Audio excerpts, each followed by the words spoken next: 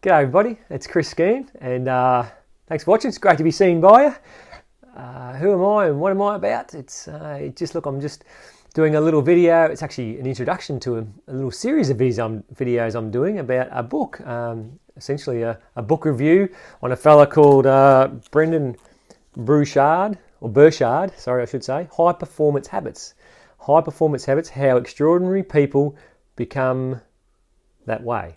High Performance Habits. So I'll come back to the book in a second, but who am I? I'm just a businessman, entrepreneur, family man, sports fanatic, your Aussie, general average Aussie bloke, right? But I've been learning and got a good mentor and good people around me, surrounding myself with good people who are teaching me to put good stuff into your head and to read books and to learn successful principles. And so one of the best ways, once you've read something or you learn something, any skill in life, any sporting skill, business skill, whatever it is to then go and teach it. So I'm going to, over the next 6 days, I'm going to do a habit a day, because there's 6 high performance habits, and I'll get to that in a second, but I'm going to do 1 habit per day, and I encourage you to watch them if you want to watch them, and I'll post them in different places, but they're high performance habits, so high performance. Now there's lots of books out there, there's 6 habits of successful people, and there's lots of different books. The difference with this fella that I really liked, Brendan Burchards, you can look him up, is that he studied thousands of people in the top of their fields, in business, sport, politics, like pretty much every field. He's renowned or known for being the best high-performance business coach. And over 20 years, he's studied all these people and asked them. He's actually now even got a test. You can go along and do his test. And he's narrowed them down to 6 habits that people in those high-performance levels all share as a common denominator, so to speak. Now, he's found that the high performance habits aren't related to age, gender, race, nationality, anything like that, and they're certainly not related or come to a specific kind of person, but they do come from a specific set of practices, i.e. habits. So all these people have done something in their lives repetitively and with passion and with clarity, and all these six things that have taken them to the top. Now there's also a good point here, and to note that in the introduction to these 6 habits is that lots of people have become successful or have maybe had those habits for a period of their life and made it to the top, and then for some reason, whatever's happened, they've plummeted down, they've lost it, and they've lost their glory, or they've won 1 gold medal, or they're a one-hit wonder, so to speak, if you think of a musical record or something like that. So he also looks at the habits that sustain success and sustain that higher level, that the people who continue to seem to, from the outset, we might think they've got very lucky lives. They haven't. They've got very good habits that keep them at the level they are and above. If you're not going forward, you're going backwards. So they keep on growing. Certainly they might go up and up and up, but they're going up and up and up like this.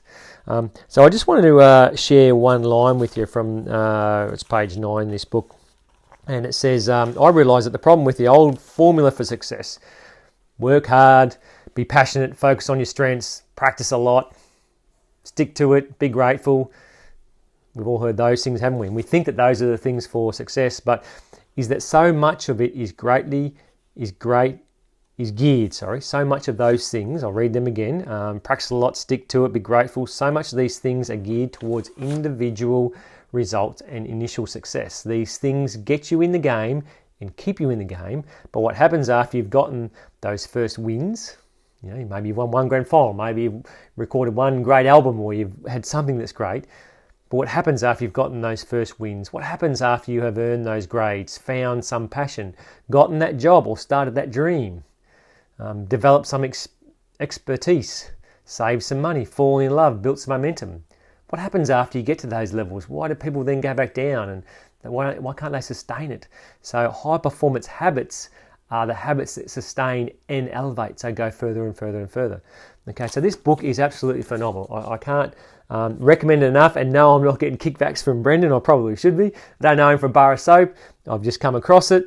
I actually ordered the book online, got delivered to my door, and I read it and gone, wow. For it to lock into me, for me to teach the habits, it means that I've got to go back and reread and study them, and that's a great thing. So that's all I'm doing, putting it onto some videos, and I'm sharing it with the world, because I believe we can all make the better place by just putting good stuff out there.